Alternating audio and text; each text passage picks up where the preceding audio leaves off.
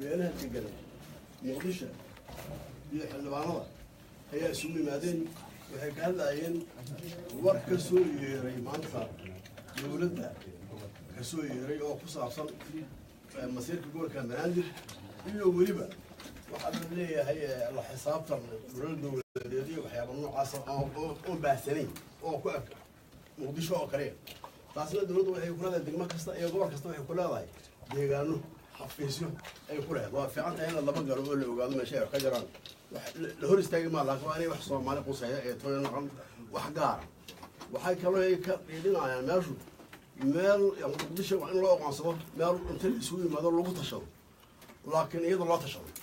sax ma aha waxa marka meesha laga akhri doonaa والصحافة كي صارين موبكة دجالنا أي صارين أيام ماشى الله يأخذون عند الله إدمه وأي حل ما نضح أي صارين يضوبكوا أي صارين يو حجرة بيلها دجال دجال كان بلاندر صارين أي حل كان يأخذون عند الله إدمه وأنا نروح أخذ دونا وأنا بقرر أخذتها كار كان الدونا ماشي وقصر سماع على سوري وقصرت مقصود ما ميكروفون هذا عفت وجهوي سيف الله معاه. بسم الله الرحمن الرحيم. بسم الله الرحمن الرحيم. إبراهيم. ليلة عندكم قول خبراتي. أمشي أسبوعي هي حد بعنا بيتكوت كمية.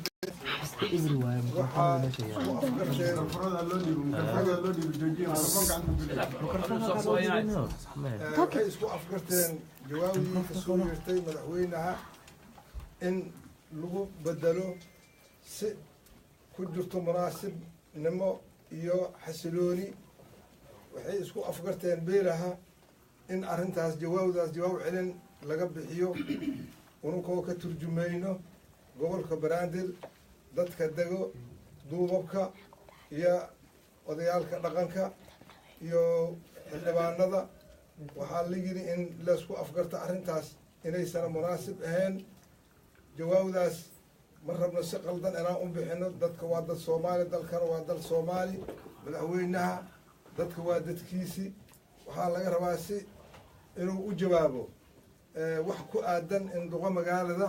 kaligiis lagu qotamiyo gobolladana waa badan yihiin deegaamadana waa badan yihiin saas xoogaa yar waxay nala naqatay in jawaab laga bixiyo xumaana oo lama jeedno saas darteed waxaan ku soo dhaweeynaa war saxaafadeed la akhri doono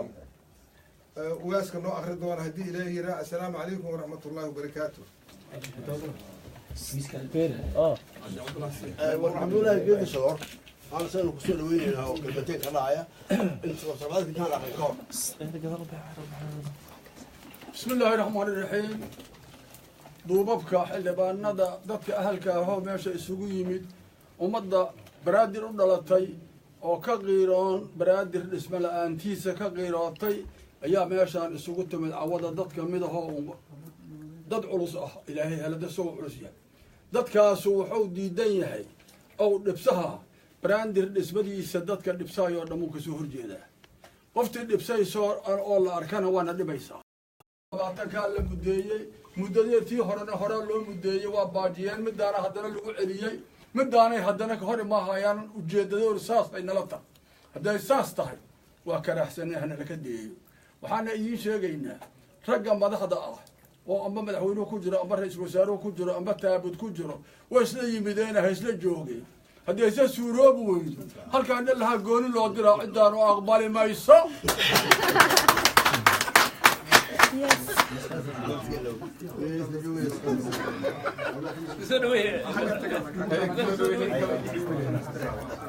haddana waxaa akhri doona war-saxaafadeedka u aqrinaya ugaas cabdullaahi ugaas saalax الميكروفون هذا هلو دبي الميكروفون هذا بسم الله الرحمن الرحيم واش هي محل وهي انا ممكن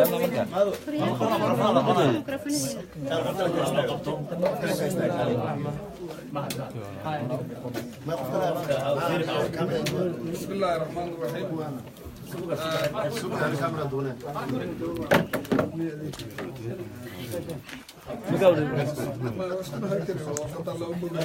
ما نقاس هذاك هاي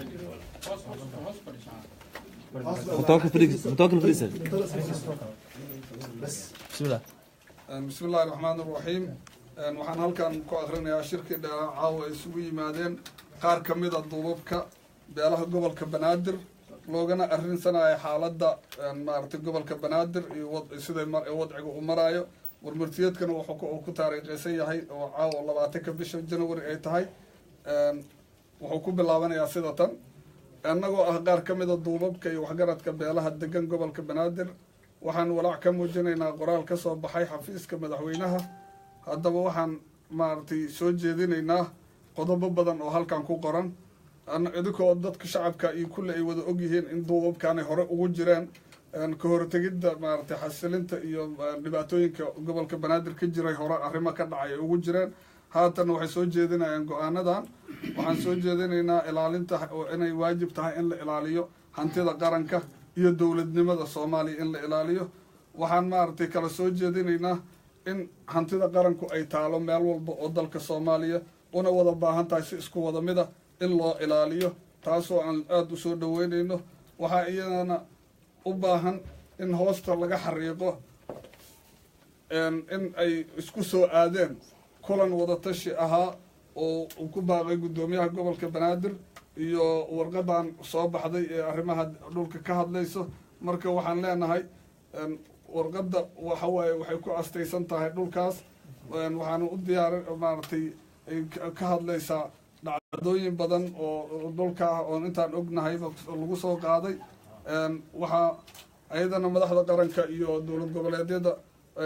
la xusuusinayaa in dastuurka ogol yahay in ummadda Soomaaliyeed isku timaado deegaanada ayna samaysato si tala ah ay wax ku samaysato, taasoon diyaar u nahay inaan ilaalino iyadoo maaragtay lala tashanayo dhammaan beelaha wada degan gobolka maaragtay gobolka banaadir si ay u helaan maamul la soo doortay. waxaan kaloo madaxda qaranka u soo jeedinaynaa inay maaragtay u ogolaadaan shirweynahaas inuu dhaco oo dadka shacabka gobolka banaadir inay shirweynahaas qabsadaan si ay uga tashadaan aayahooda una helaan madax ay soo doorteen. waxaa kaloo odayaasha dhaqanku ay ogaadeen caawa in macnihii warqadaha dhulka ku saabsan in aysan warqad rasmi ah oo arrintaas ku saabsan aysan soo gaarin duqa magaalada ahna guddoomiyaha gobolka. haddaba guntigii gunaanadkii ugu dambeyntii waxaa caawa halkan markaan wada tashanay maaragtay isla ogolaanay in la magacaabo lana diyaariyo guddi ka kooban duubabka iyo waxgaradka beelaha dega gobolka banaadir, dhammaan beelaha dega gobolka banaadir, kaasoo ay ka tashan doonaan masiirka iyo mustaqbalka gobolka banaadir. wabilaahi tawfiiq.